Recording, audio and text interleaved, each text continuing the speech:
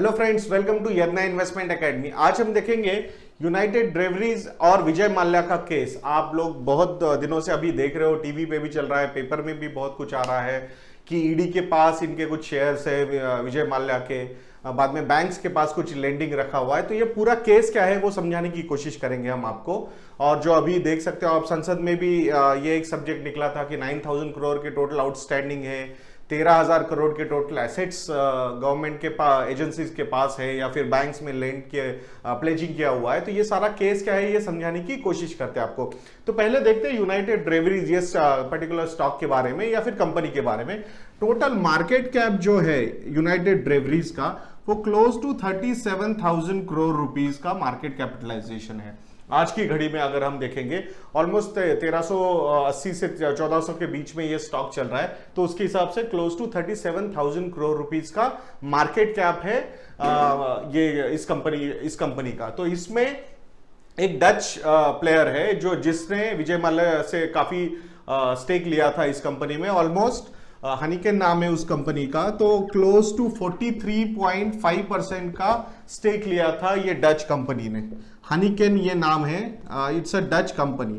तो ये stock particularly इन्होंने बाय किया था, इस कंपनी ने एक्वायर किया था 43.5%। और ऑलमोस्ट विजय माल्या के पास 29% का स्टेक, अब आप ये बोल सकते हो अभी भी है या फिर था, अभी ये डिस्कस करेंगे।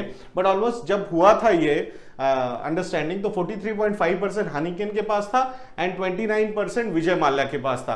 तो जिसमें से क्लोज टू ये 29% में से 13%, ऑलमोस्ट 13.3% समथिंग लाइक दैट, ये जो स्टेक था ये प्लेज किया हुआ है। प्लेज कहां पे किया हुआ है?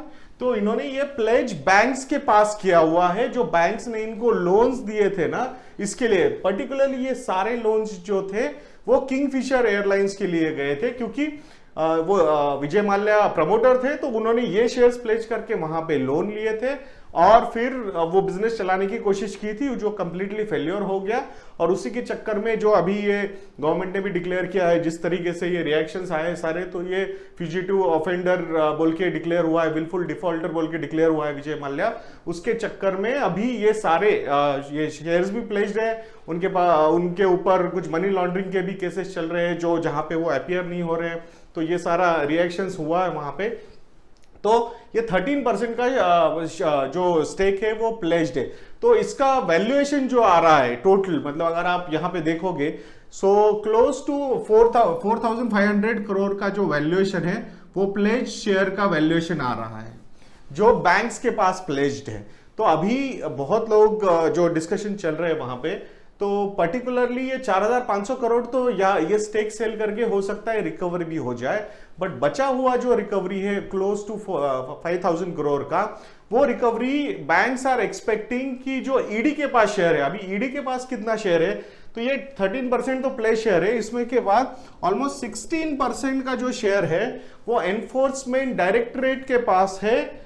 विजय माल्या का जो स्टेक है वो एनफोर्समेंट डायरेक्टर ने एक्वायर किया हुआ है। क्यों? क्योंकि पीएमएलए के रूल्स के अंडर, मतलब मनी लॉन्ड्रिंग के रूल्स के अंडर उन पे वो एक्शन लिया गया है। तो 16% के शेयर्स सेंट्रल गवर्नमेंट या फिर ईडी के नाम से ट्रांसफर हो गए। तो ये पूरे के पूरे कॉन्फिस्केट हुए और यही इसमें से अच्छा खासा शेयर जो है ईडी अभी ऑक्शन करने वाला है। तो इसमें अंडरस्टैंडिंग क्या बन रहा है और इसमें अट्रैक्टिवनेस क्या है, ये सारी चीजों में अगर आप यूनाइटेड ब्रेवरीज के शेयर होल्डर हो तो, और वो भी लॉन्ग टर्म के लिए। देखो कितना सही है कितना गलत है ये हम इसमें जाना नहीं चाहते कि लीकर का बिजनेस है। एक बिजनेस के हिसाब से देखा जाएगा तो ये कंजम्पशन का बिजनेस है, कंजम्पशन स्टोरी है। तो जिसमें हनीकेन 43.5% स्टेक होल्ड कर रहा है। और अभी इनका जो अंडरस्टैंडिंग हुआ था विजय माल्या का और हनीकेन कंपनी का, तो इसमें यह अंडरस्टैंडिंग हुआ था आर्टिकल ऑफ एसोसिएशन में कि ये दोनों में से कोई भी मार्केट में जाके शेयर्स, ओपन मार्केट में जाके शेयर्स बाय नहीं कर सकता। बट अगर वन ऑन वन या बायलैटरल काइंड ऑफ थिंग हो रही है, मतलब कि कोई आके वो पूरा का पूरा स्टेक उनको सेल करना चाहता है, तो वैसा एक्विजिशन हो सकता है, उसमें कोई प्रॉब्लम नहीं है।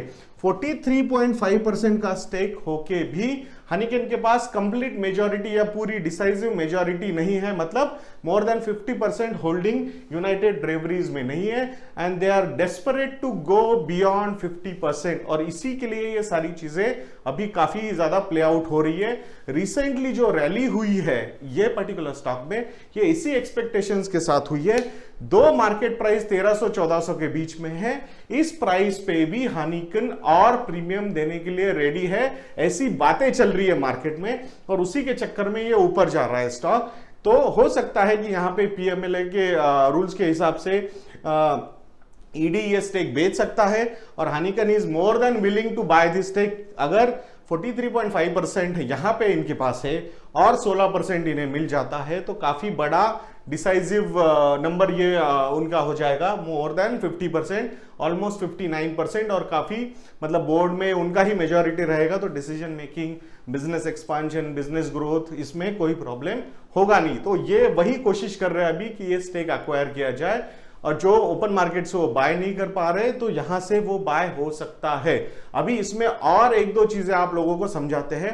तो इसमें लेंडर्स के लिए कितना पॉजिटिव है, क्योंकि बहुत बार ऐसा सबको लग रहा है कि अगर लेंडर्स के 7,500-8 हजार या इंटरेस्ट मिला के 9-9.5 हजार करोड़ रुपए अगर है तो वो पूरे के पूरे चुका देंगे क्या। तो ये रूल के हिसाब से ये जो पैसा है, जो 16% का पैसा है, ये गवर्नमेंट के पास पहले जाएगा। अभी एक सिल्वर लाइनिंग बैंक्स के लिए इतनी अच्छी है कि जो एप्लीकेशन हुआ था पर्टिकुलरली ये सारे शेयर्स पे, तो उसमें ईडी और बैंकर्स दोनों साथ में एप्लीकेशन किया था, इसलिए बैंकर्स आर एक्सपेक्टिंग कि ईडी ये जो भी पैसा मिलेगा उसमें से बैंकर्स को अच्छा खासा शेयर मिल जाएगा, क्योंकि पहला हक जो होता है किसी भी कंपनी पे वो लेंडर्स का होता है, जो डेट देता है कंपनी का वो पहला राइट होता है और बाद में अगर कुछ बचता है तो इक्विटी के पास, इक्विटी शेयर होल्डर्स के पास जाता है। बट यहां पे वो केस जो है, इसीलिए बैंकर्स आर सेइंग। बट आप लोग एक बात समझिए, ये कंपनी बैंकरप्ट नहीं हुई है तो हो सकता है वो रूल कंप्लीटली अप्लाई ना हो, तो ये कंप्लीट पूरा जो डिस्क्रिप्शन होगा या तो ईडी का होगा या फिर हो सकता है गवर्नमेंट को भी प्ले आउट करना पड़ेगा, क्योंकि मेजर लेंडिंग जो हुई है किंगफिशर एयरलाइंस को वो पीएसयू बैंक से ज्यादा हुई है rather than private banks. Definitely उसमें कुछ प्राइवेट बैंक्स भी है, जैसे एक्सिस बैंक है, आईसीआईसीआई बैंक है, उनके साथ कैसा रिलेशनशिप होगा या फिर किस तरीके के, अगर उनको भी फंडिंग मतलब उसमें से कुछ फंड्स वापस मिलेंगे क्या, डेफिनेटली जो प्लेज्ड है वो तो मिल सकते हैं, बट जो उसके ऊपर के उनके लोन्स है उसका पैसा वापस कैसा मिलेगा इसकी अभी तक कोई क्लैरिटी नहीं है। बट अगर आप मोटा मोटे तरीके से अगर ऐसी बातें करोगे तो जहां तक हमें लगता है कि शायद पीएसयू बैंक्स को गवर्नमेंट फिर भी सपोर्ट कर दे, प्राइवेट बैंक्स का वी आर नॉट श्योर कि कैसे हेल्प होने वाला है। तो प्राइवेट बैंक्स के लिए हो सकता है ये लोन कंप्लीट डिफॉल्ट ही रहेगा। तो लेट अस सी कैसी चीजें अनफोल्ड होती है, उनकी कितनी प्लेजिंग प्राइवेट बैंक्स के पास है, कितनी पीएसयू बैंक्स के पास है, उसके बारे में अगर कुछ और ज्यादा डिटेल्ड इंफॉर्मेशन मिलती है तो डेफिनेटली हम एक वीडियो उसके ऊपर भी बनाएंगे। बट अभी तक जहां तक लग रहा है ये जो न्यूज है, गुड न्यूज है, वो पीएसयू बैंक्स के लिए ज्यादा अच्छी लगती है हमें रादर देन प्राइवेट बैंक्स के लिए। और दूसरी बात ये पक्का सही है कि टोटल प्रॉपर्टीज, मतलब अगर मैं इस स्टेक के बारे में ही बात करूंगा, यूनाइटेड ब्रेवरीज में जो विजय माल्या का स्टेक था उस स्टेक के बारे में ही सिर्फ बात अगर मैं करूंगा तो वो क्लोज टू 11,000 करोड़ रुपीस का स्टेक है।